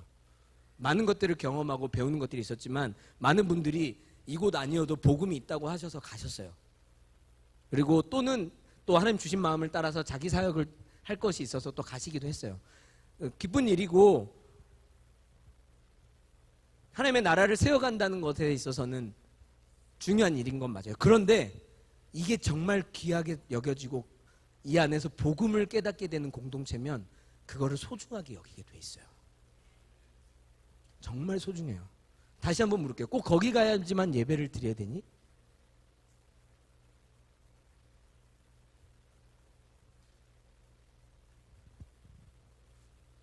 꼭 그 소그룹에 가야 되는 거니? 꼭 그 금요 예배에 가야 되니? 꼭 그 셰카이나에 가야 되니? 가야죠. 만약 그 안에서 다윗처럼 복음을 경험하는 사람들이면 가게 돼 있어요. 가야죠가 아니고. 근데 중요한 것은 모든 공동체 잘 들으십시오. 순천이든 파주든 일본이든 할 거 없이 모든 공동체 그 처소가 다 이런 장막과 같은 처소가 될 수 있도록 우리 스스로 만들어 가야 돼요. 하나님 그거 원하고 계셔요. 마음으로 좀 받으셨으면 좋겠어요. 진짜로. 더욱이 오늘 84편에서 이 장막 안에 계신 하나님을 다윗이 뭐라고 부르는 줄 아세요? 여러 가지 호칭이 있는데 4번이나 얘기하는 거. 만군의 여호와요. 희한하죠? 장막 안에서 표현하는 대부분은 여호와 주님 어찌 그리 사랑스러운지요, 이런 얘기를 하는 걸 보니까 되게 주님은 러블리한 주님이시고 젠틀하고 멋진 주님이실 것 같은데 뭐라고 표현하냐면 다윗이 만군의 여호와여라고 부르셔요. 만군이 뭐죠? 우주야, 만군이 뭐야? 만군. 만군.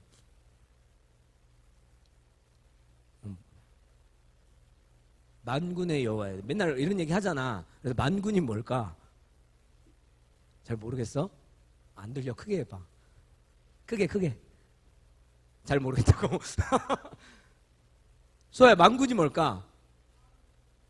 많은 군대, 많은 군대를 뛰어넘어서 모든 군대예요. 모든 군대. 모든 군대의 여호와였거든요. 즉 장막 안에 있는 사람들이 주님을 부를 때 군대의 여호와여라고 부른다는 것은 장막 안에 있는 사람들은 뭐다? 군인이에요. 이렇게 되게 살랑살랑 집에 온실안에 있는 화초처럼 야 주님의 장막이 있네 어찌 그리 사랑스러워 이런 게 아니야. 장막을 경험한 사람들은 주님을 만군의 여호와여라고 불러요. 왜냐하면 군사이기 때문이죠. 우리가 그런 장막과 같은 공동체를 만들려면 군사로서 살아야 돼요. 여러분 디모데후서 2장 4절에 뭐라고 하냐면 군사로 다니는 자는 자기 생활에 얽매이는 자가 하나도 없나니 이는 군사로 모집한 자를 기쁘게 하려 함이라. 그리고 이기기를 다투는 자마다 모든 일에 절제한다고 했어요. 세상 사람들도 이기고 승리하는 것에 자기를 절제하가면 사는데 하물며 썩지 않을 영원한 것을 향해서 이기고 다투는 너희들은 어떻게 절제해야 될지를 하나님 얘기하고 계세요. 장막과 같은 공동체를 만들기에는 우리가 정말 많은 것들을 찢고 헌신해야 되죠. 여러분 다윗의 장막이 그냥 주어진 게 아니에요. 다윗이 장막을 만들기까지 얼마나 힘들었냐면 우사가 죽어야 됐고 많은 황소를 잡아서 드려야 됐어요. 우리는 그냥 있어서 있다고 생각하지만 장막을 하나님께서 아무 데나 다 허락하신 게 아니에요. 그랬으면 성경에 많은 곳에 장막이 있었죠. 그런데 왜 모세의 의장에서는 하나님 얼굴을 볼 수 없었죠? 아무나? 왜 솔로몬의 성전에서는 그렇게 됐었죠? 돌아와서 세운 스룹바벨의 성전도 마찬가지, 헤롯의 성전도 마찬가지. 하나님께서 세우시고 싶은 건 그런 게 아니에요. 다윗의 장막이야. 근데 정말 많은 희생과 헌신이 필요해. 누군가 죽을지도 몰라. 근데 우리는 이걸 너무 당연하게 생각해요. 이렇게 주어진 공동체를. 우리 공동체 안에 복음을 경험하고 있습니까? 어떤가요? 오늘 시편 84편 5절, 6절, 7절의 말씀이 경험되고 있습니까? 왜 대답 못하죠? 경험하고 있잖아요. 경험하고 있으니까 지금 많은 일들이 일어나고 있죠. 그런데 그런 많은 일들이 일어난 것을 너무 당연시 여기지면 안 돼요. 아무나 장막을 세울 수 있는 게 아니에요. 하나님이 허락하신 데에만 장막이 세워져요. 다윗의 장막이 기도의 집의 모형이 되기도 하는데 하물며 기도의 집의 사역을 하고 싶어하는 많은 팀들이 있어도 아무 데서나 그게 세워지지 않아요. 그러면요, 복음을 경험할 수 있는 곳은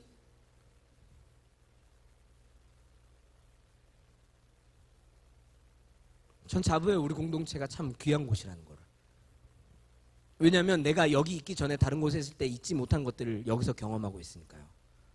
그리고 그 내용이 뭔지를 알고 그 내용이 내 삶을 바꿨으니까. 귀해요. 뭐하고도 바꿀 수가 없어요. 나한테 2천만 원을 줄 수 있는 직장에 열릴 수 있는 길이 열려서 다른 데로 갈래 그러면 안 갈 거예요. 저. 20만 원만 벌어도 괜찮으니까 여기 있는 게 나아요. 왜냐하면 여기 있어야지 마지막 예수 그리스도께서 오실 때 그 시온에서 각기 하나님 앞에 나타날 수 있는 은혜에 이룰 수 있는 것을 경험하기 때문이죠. 왜냐하면 여러분 시작이 좋고 과정이 좋았을지 모르는데 마지막에 예수님이 오셨을 때 그분 곁에 이렇게 그분 편에 쓸 수 있는 믿음을 가지고 있지 못하면 이 과정이 좋았어도 의미가 없는 거예요. 많은 사람에게 치유를 선사했나요? 많은 분들에게 복음을 증거했나요? 뭐 저 같은 경우는 많은 사람들이 하나님의 임재에 이를 수 있도록 많이 뭐 예배곡을 만들었나요? 뭐 이런 것들 저는 저 자신한테 그렇게 물어봤어요. 근데 그게 내 구원을 확증하지 못해요. 내가 구원을 받는지 안 받는지 확신 안에서 믿음 안에서 살고 있지만 그게 언제 확인이 되냐면 그분이 오셨을 때 내가 그분 곁에 설 수 있는지 없는지를 그때 그분이 확증시켜 주시잖아요. 근데 그렇게 가려면 과정을 계속 가시밭길이고 박하 같은 박하 골짜기라도 피가 나서 밟아서 괴로울지라도 기쁜 마음으로 걸어가야 되는데 그러려면 그런 것을 경험할 수 있는 곳이 필요하거든요. 그래서 난 너무 소중해. 여러분들한테도 그게 소중했으면 좋겠어요. 순천뿐만이 아니라 모든 공동체가 다 동일해요. 이 마음을 받고 이게 왜 소중한지 아무한테나 하나님께서 허락하시는 것도 아닐 뿐더러 다른 데 가서 한번 찾아보세요. 이만큼 경험할 수 있는 곳이 있는지. 저 못 찾아봤어요. 제가 웬만한 짓 다 알거든요. 웬만한 선교단체도 다 가보고 거기서 하는 훈련 프로그램도 많이 받아보고 거기서 핵심이라고 하는 사역자들하고 사역도 많이 해봤어요. 자랑이 아니에요 절대. 근데 거기 있는 것들이 나를 바꾸지 못했어요. 한 번도. 내 삶의 1%라도 털끝 하나 못 바꿨어요. 지식은 많이 알려줬는데. 지식은 많이 알게 되고 머리는 커졌는데 하나도 내 삶은 못 바꿨거든요. 그런데 내가 여기 있으면서 이걸 경험하면서 바뀌기 시작했어요. 난 그래서 여기가 너무 소중해요. 여러분들은 이미 제가 경험하는 것처럼 그런 일들을 경험하고 있으리라고 믿어요. 가장 최고의 가치를 경험하는 공동체, 다윗의 장막과 같은 공동체, 하나님께서 세우시기를 원하는 공동체. 근데 그 공동체 제일 중요한 건 그 공동체가 이렇게 두리뭉실지어서 이게 공동체가 아니고 내가 그 공동체예요. 하나님 나를 여기다가 부르셨다고요. 그걸 믿냐고요. 복음의 강의의 제일 마지막 교회로서의 부르심. 여러분 다 거기서 헌신서약하고 여기 쓰셔서 있었죠. 근데 여기서 그렇게 헌신서약 하신 분들이 많이 나갔어요. 난 그래서 그들의 헌신에 대해서 잘 생각해봐야 된다 생각해. 내 고백이 허투루 하는 고백이 되면 안 돼요. 하나님 앞에 하는 고백인데. 그리고 지금 여기 계신 분들도 누가 됐든지요. 자기가 하나님 앞에 한 헌신과 고백을 지키세요. 신실하게. 하나님 그렇게 말씀하셨어요. 지키라고. 순전하고 신실한 마음을 가지고 해야 돼요. 다윗이 그랬거든요. 아니 우리가 다윗의 비길 소냐고요. 다윗보다 못하는데 아무리 생각해도 내가 다윗도 저렇게 했는데 그럼 나는 어떻게 되냐.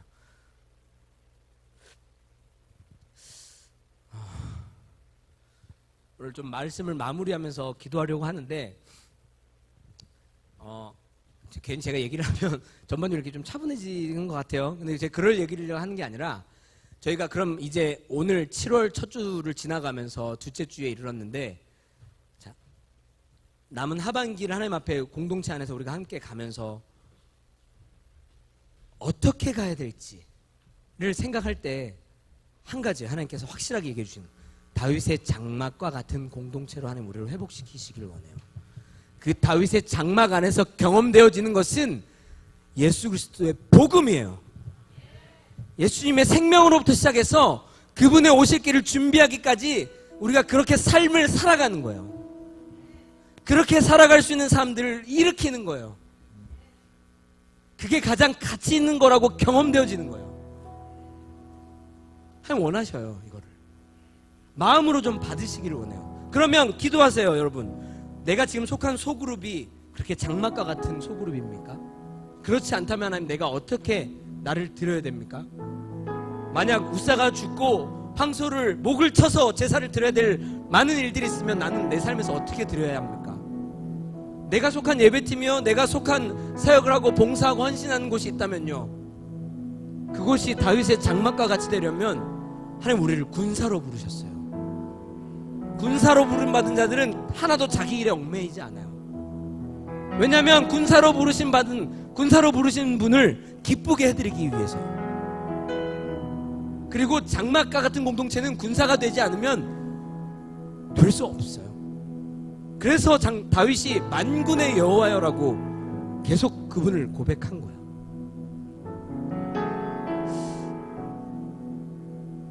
좀 하나님 주신 마음을 받고 하나님께서 각자에게 하신 말씀들이 있을 거라고 저는 믿어요. 오늘 같이 기도했으면 좋겠습니다.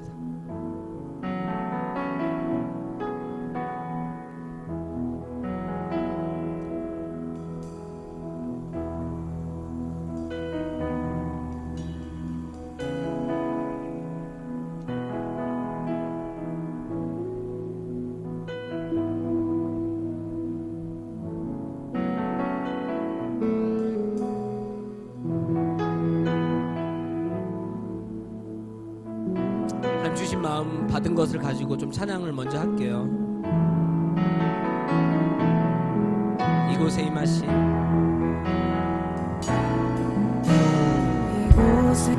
가사 하나하나에 우리 마음을 좀 담아볼까요?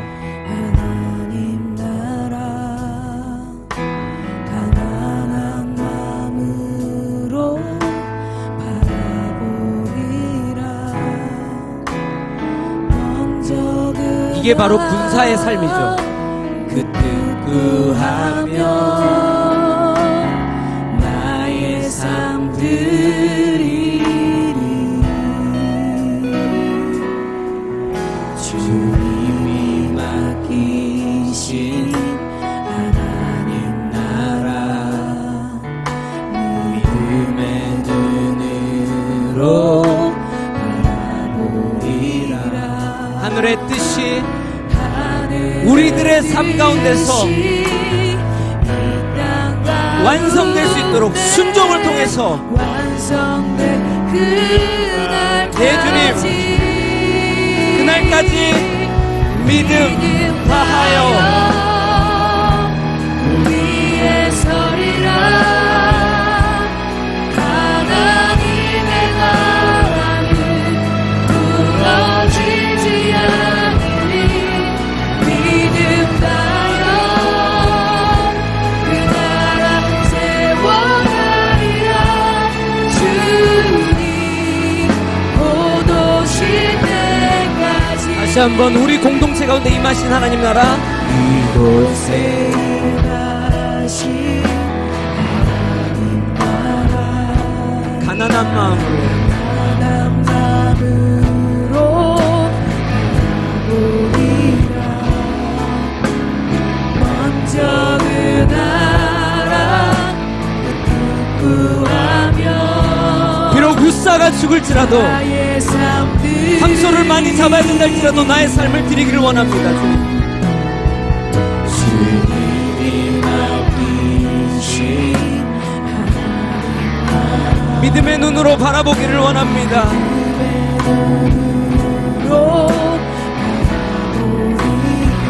이미 완성되어져 있는 하늘의 그 일들이 이제 순종을 통해서 내 삶 가운데 일어날 수 있도록 하나님의 나라가 완성될 때까지 믿음 다하여 믿음 다하여 그 위에 서리라. 하나님의 나라는 무너지지 않으리. 믿음 다하여 그 나라 세워가리라. 할렐루야. 주님 곧 오실 때까지 믿음 다하여 믿음 다하여 위에 서리라. 하나님의 나라는 무너지지 않으리.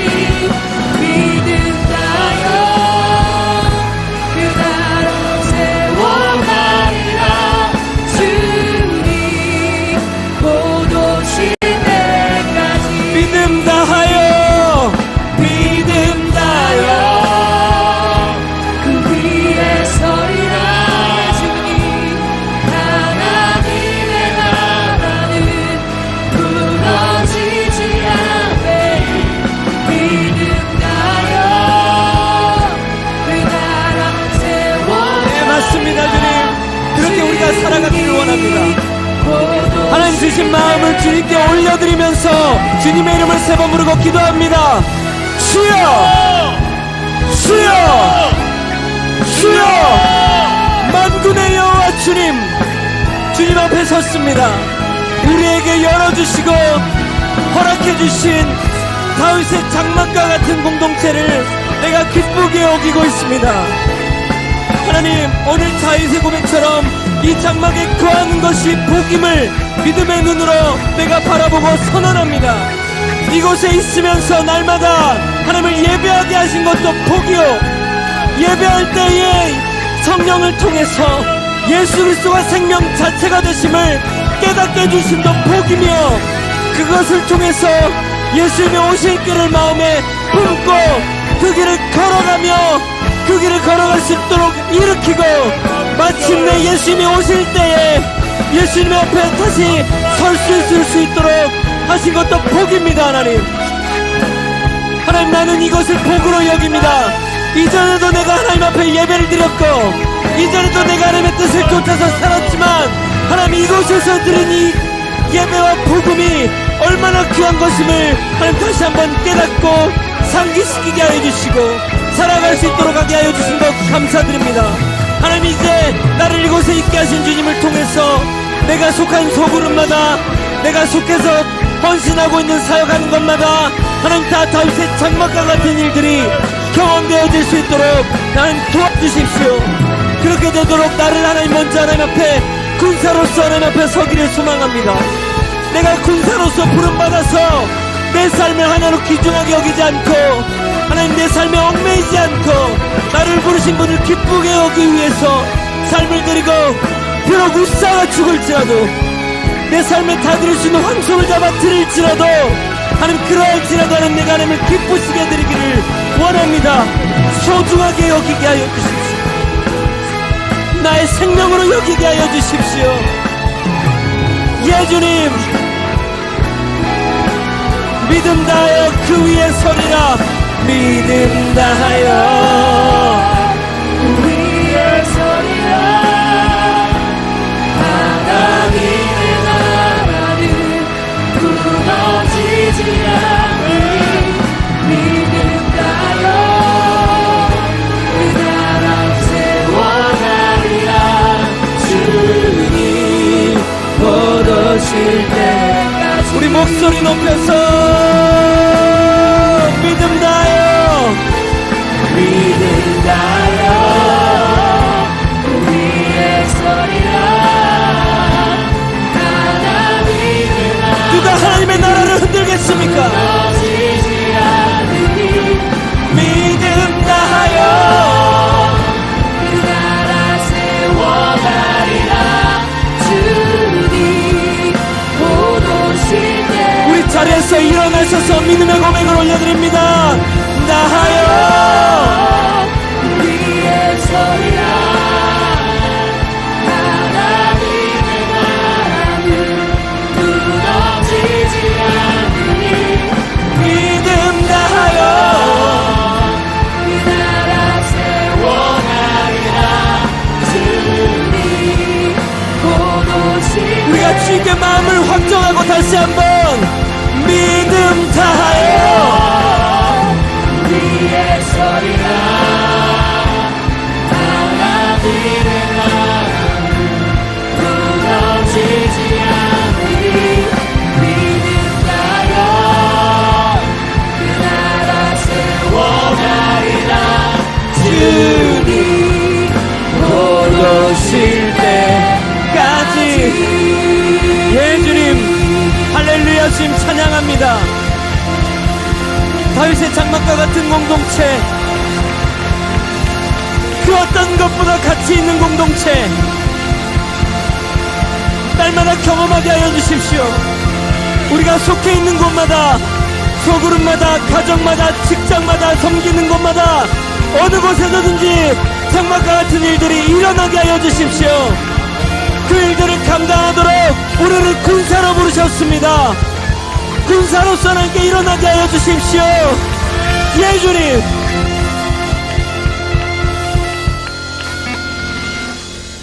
정말 그렇게 우리를 군사로 부르신 것에, 군사로 부르신 목적이 이러한 장막과 같은 공동체로 세우시도록 하나님 나를 부르셨다는 것을 믿으시는 분들은 그 마음에 두 손을 좀 모아주십시오. 네, 여러분들을 위해서 함께, 저를 위해서 함께 기도하기를 소망합니다. 하나님, 우리들의 삶은 때로는 연약하고 또 때로는 무너질지라도 하나님의 나라는 결코 무너지지 않음을 믿음으로 고백합니다. 아멘. 하나님의 나라를 누가 흔들 수 있겠습니까? 감사한 것은 하나님의 나라를 우리의 기업으로 삼게 해주신 것에 감사드립니다. 아멘. 우리 마음 가운데 시온의 대로를 품게 하여 주신 것에 감사드립니다. 아멘. 더 이상 우리의 생명을 소비하는 일을 끊고 예수님의 생명을 날마다 소비하고 먹을 수 있도록 열어주신 것에도 감사드립니다. 살을 깎아내는 고통이 있을지라도 마땅히 군사로 부르신 우리 만군의 하나님을 기쁘게 해드릴 우리 마음 가운데 믿음이 있게 하여 주신 것에도 감사드립니다.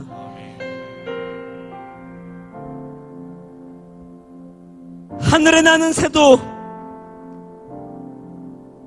들에 있는 풀도 먹이시는데 하물며 군사로 부르신 자들 하나님 입히시고 먹이시지 않겠습니까?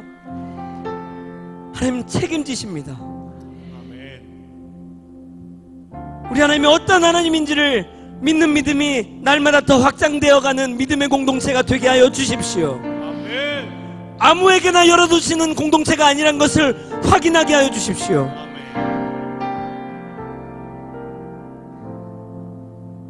이곳에 거하는 것이 얼마나 큰 복인지를 깨닫게 하여 주십시오.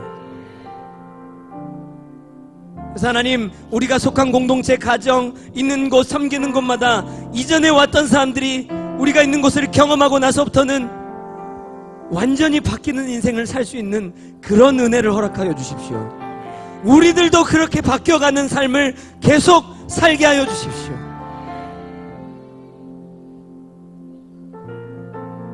그렇게 살아가기로 원하고 작정해서 하나님 앞에 드린 헌물과 성미와 마음과 모든 고백들을 주님 받아주십시오. 초대교회처럼 자기 것으로 여기지 않고 자기 것을 팔아 하나님 앞에 드리고 통용하여서 섬기고 있는 모든 지체들의 헌신을 주님 받아주십시오. 30배, 60배, 100배의 결실이 우리 삶들 가운데 늦은 비를 통해서 하나님께서 허락하신 비를 통해서 일어나게 하여 주십시오.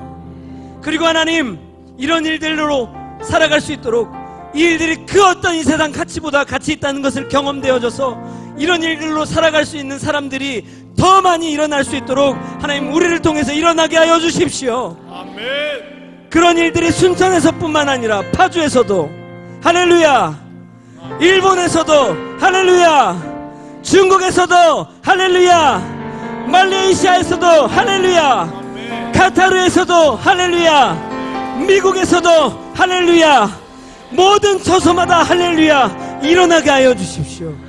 이 일들이 이른 비와 늦은 비처럼 우리의 일들로 되지 않음을 주님 고백합니다. 하나님, 새로운 영을 부어주셔야겠습니다. 새로운 바람을 우리 공동체 가운데 부르셔야겠습니다. 20년간 우리 공동체에서 전혀 볼 수 없었던 크고 놀랍고 새로운 일들이 이제 우리 그들 가운데 일어나게 될 줄로 믿음으로 선언합니다. 예수님, 우리의 믿음의 고백을 받아주십시오. 그리고 우리의 고백을 기억해 주십시오. 그리고 그 고백이 마침내 하나님께서 하시는 것을 통해서 우리들 삶에 완성되게 하여 주십시오. 그렇게 하실 주님을 기대하고 영원한 생명을 주시고 아들을 죽기까지 자비를 베푸시며 무너지지 않을 영원한 상급을 우리 가운데 허락하신 우리 하나님께 감사드리며 중보자 되시는 예수님의 이름으로 기도하였습니다. 아멘. 할렐루야.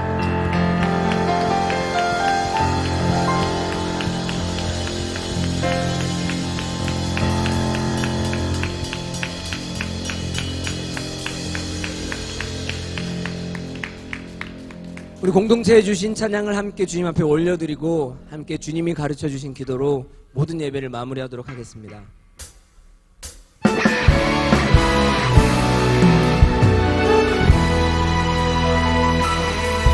우리에겐 소원이 하나 있네. 주님 다시 오실 그날까지 우리 가슴에 새긴 주의 십자가 사랑 나의 교회를 사랑케 하네. 주의 교회를 향한 우리만 희생과 포기와 가난과 고난 죽음조차 우리를 막을 수 없습니다. 주님, 우리 교회들이 이 땅에만 할렐루야 교회를 교회 되게 예배 되게 우릴 사용하소서. 진정한 부흥의 날 오늘 임하도록 우릴 사용하소서. 성령 안에 예배하리라. 자유의 마음으로 사랑으로 사역하리라. 교회는 생명이니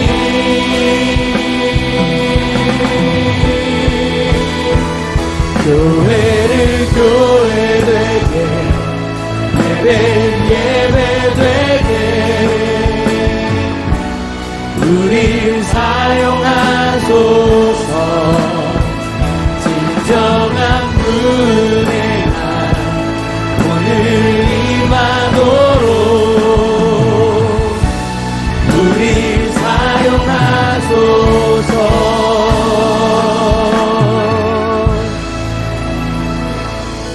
하늘에 계신 우리 아버지여, 이름이 거룩히 여김을 받으시오며 나라가 임하옵시며 뜻이 하늘에서 이룬 것 같이 땅에서도 이루어지이다. 오늘날 우리에게 일용할 양식을 주옵시고 우리가 우리에게 죄 지은 자를 사하여 준 것 같이 우리 죄를 사하여 주옵시고 우리를 시험에 들게 하지 마옵시고 다만 악에서 구하옵소서. 대개 나라와 권세와 영광이 아버지께 영원히 싸움나이다. 아멘.